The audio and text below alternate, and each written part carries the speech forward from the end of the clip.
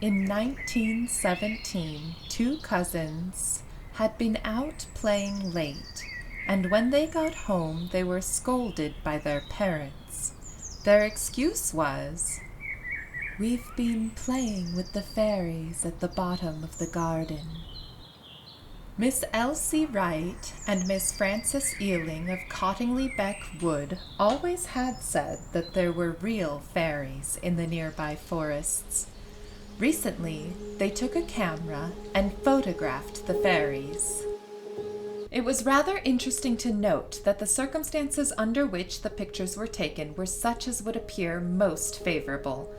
The valley was a beautiful one. It was private property and was seldom visited, except by the children, and the children themselves were sensitives. The developed negatives certainly showed white figures in the woods, and Sir Arthur Conan Doyle is enthusiastic over this vindication of the spirit world. Mr. Gardner showed slides and enlargements taken from these photographs and said that the original negatives had been examined by 3 firms of London photographers, all of whom doubt whether they could have been faked. With Sir Arthur Conan Doyle, he had made a most careful investigation, covering, he considered, every point of view, and he claimed that the photographs were in fact photographs of fairies.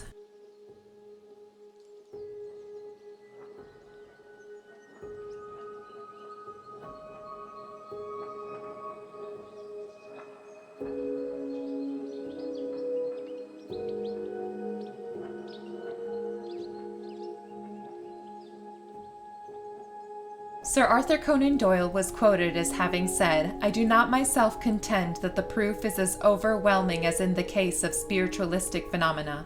The series of incidents here set forth represent either the most elaborate and ingenious hoax ever played upon the public, or else they constitute an event in human history." Years later, a 76-year-old Francis, who took the pictures, confessed that they were in fact a hoax.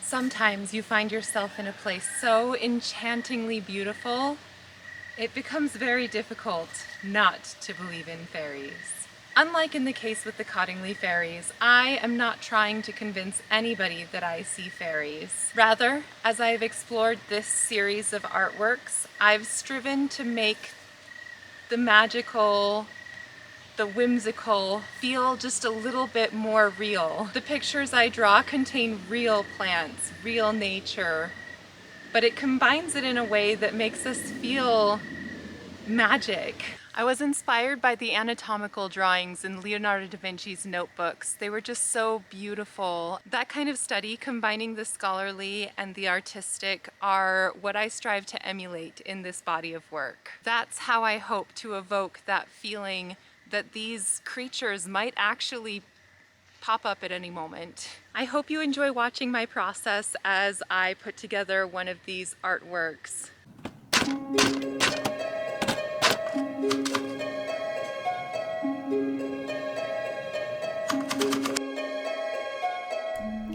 If you are a little thrown off by this transition where I am already working on existing line drawings, the background information to that is that I actually started this particular piece at least a year ago, and just as I struggled to balance life and expectations that I had for myself and for the world in general, I just didn't get around to finishing it until now.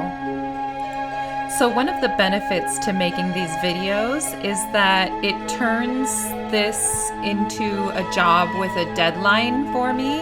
And so it really helps to motivate me and get me into gear to keep working on my art and projects that I want to get done.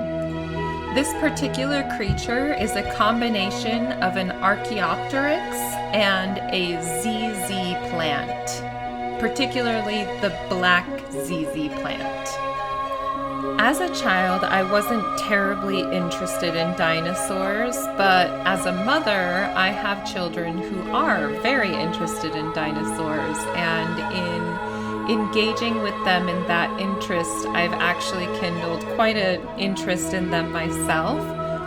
For the most part, what I know is what they have taught me or what I have read to them from various books.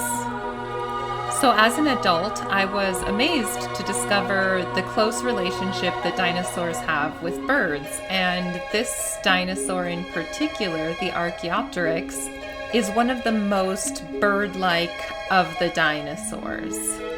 Plants and animals are very differently shaped, so one of the things that I am interested in when I'm creating this series is ways in which I can incorporate the plants that helps them to feel like they're more part of that creature, namely finding points at which the shapes are somewhat similar.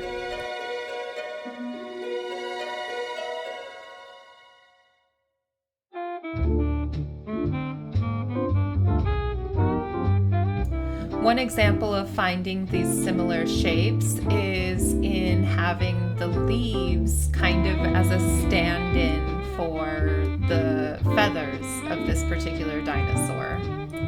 Now, this dinosaur would have been far more densely feathered than really shows up here in this drawing, but it still hopefully conveys a little bit of that feathered effect.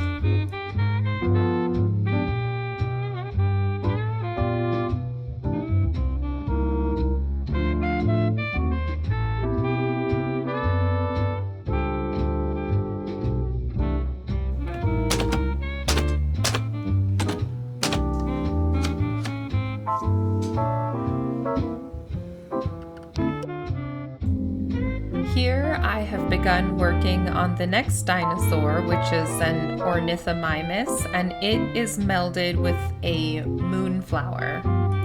As part of this process, I found some dinosaurs and I found some plants, and then I had to decide how I was going to group them together. And as I learned small tidbits about the various plants that I chose to put this one in amongst the poisonous plants. And then when I went to look up more facts about the moonflower and the particular, I don't know if breed is the right word, but the particular plant that I was going to base this drawing off of.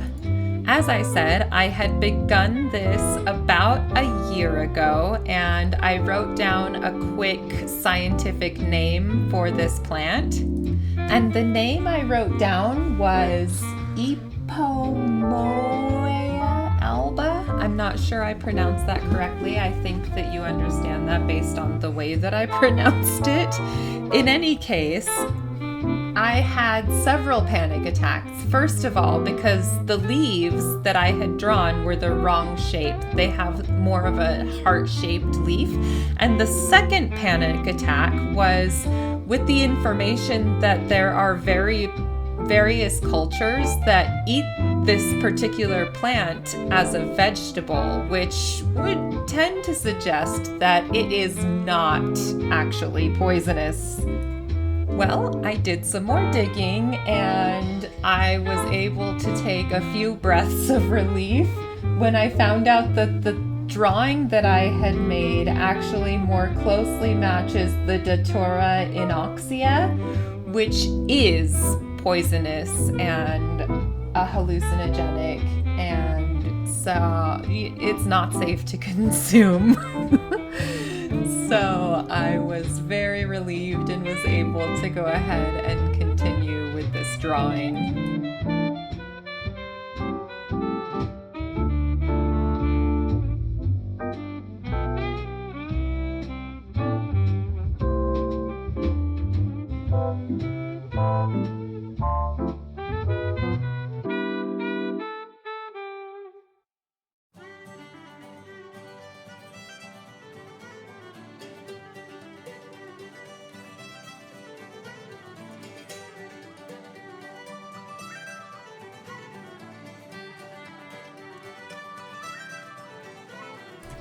This dinosaur is a Stygimoloch, and I think that he's one of the cuter dinosaurs out there. I just love their funky little skulls. I think they're really cute.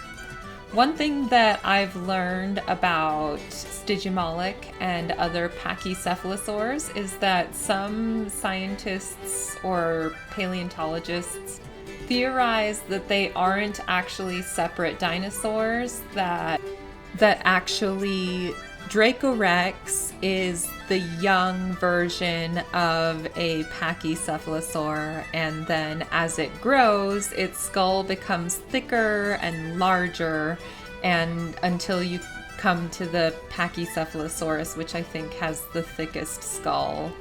I'm not sure how widely accepted this theory is, or if I even laid it out very well, but if you have some more information about this, sound off in the comments below.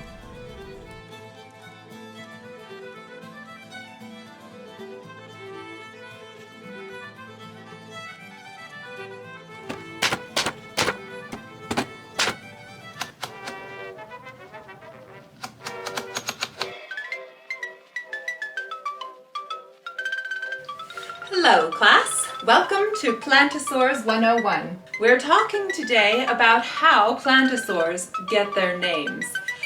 In the process of giving a plantosaur a name, we use something called the CC principle. Now, CC stands for celebrity couples. As we know, once upon a time, long, long ago, Brad Pitt and Angelina Jolie were a couple. When people spoke of them, however, they were able to add the names together, subtract certain pieces, and formulate a new name, Brangelina. Now, taking this mathematical formula, we can now apply it to our plantosaurs. Now here I have written several name options. For example, Acamolic stygiphyllum, which would mean something like dart demon from Styx, or Aconitum heteromolic, which would mean something like dart from the same demon, or Styginitum from Mockphylum, which would mean probably nothing. Probably none of these mean anything, really. I'm just making it up as I go. And that's what we do in the study of plantosaurs. Thank you for attending class today. Don't forget to read chapters 1 and 2 of Dinotopia, and I look forward to seeing you in our next class. The large font was actually meant to say poisonous plantosaurs, but I forgot when I was writing it, and here it is now. I ended up naming the Stygimoloch Aconolic stygilis. And here is what I ended up writing about this creature. Devil's Helmet is another name for this plantosaur, no doubt due to the hard, bony protrusion at the base of the frontal flower stalk. Because the poison within this creature is a sufficient deterrent from predators, they, likely referring to the bony protrusion, likely play a minimal role in the mating rituals of these creatures. Likely, the creatures fight, bashing thick skulls to win the right to fertile soil. The production of poison in these aconolic takes place in the floral stalks on the front and back ends of the body. It is therefore important to ensure they grow on the young. Therefore, the breeding stygellus will produce seed pods as their flower is fertilized. These pods will eventually dry out and open to make the seeds available for implantation in the young.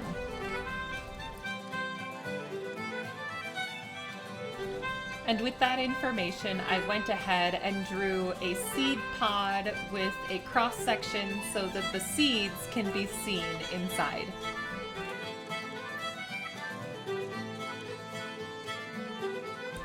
Zamiotrix zarcifolia. This plantosaur is small but very resilient. It can go for long periods without sunlight or water. In addition to its resilience, this plantosaur is unique in its ability to fly. Though many plantosaurs had their leaves on their arms and sometimes legs, this small species can actually achieve lift and glide. Though it can fly, it cannot.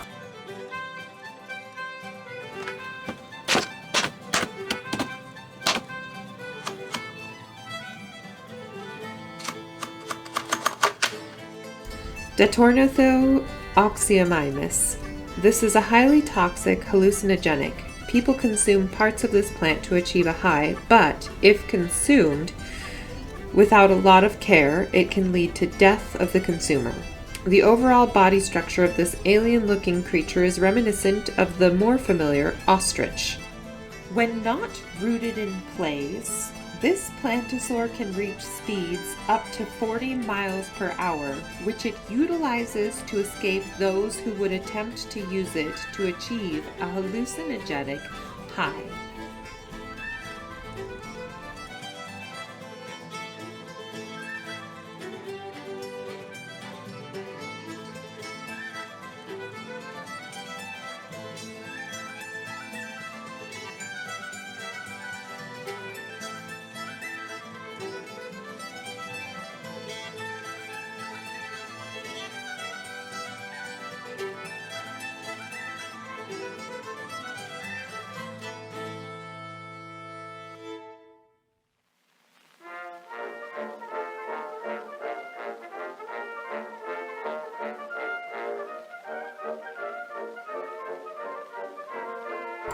The seed pod of this particular plant with its burrs all over just reminded me so much of like a fantastical dragon egg. I did something that I've never done before with this and drew a little baby plantosaur coming out of the seed pod, and I just thought it came out so darling.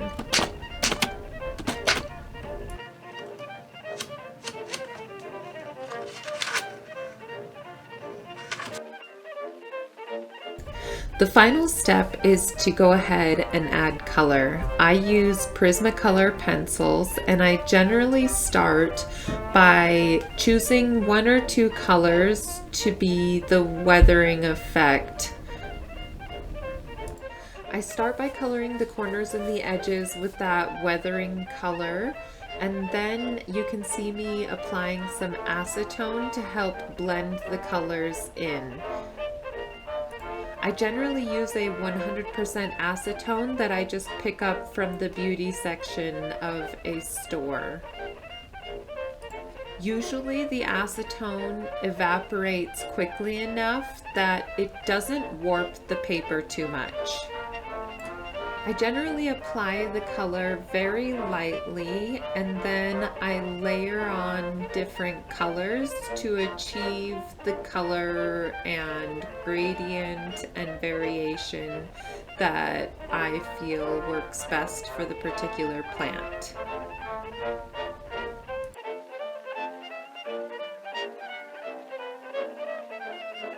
I find that this process of layering effectively mixes the colors, so I don't need to buy a huge variety of colors in colored pencils, and I can kind of create the colors as I go.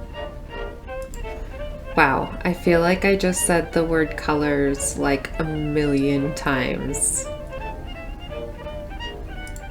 Here you can see me adding the delicate veins to the flowers that I felt just was that little extra detail that it needed. While looking at my references for these plants, I noticed that the leaves had a very bright, waxy sheen to them, which I achieved by leaving some portions of the leaf white, which I had in mind from the point when I was doing the ink work.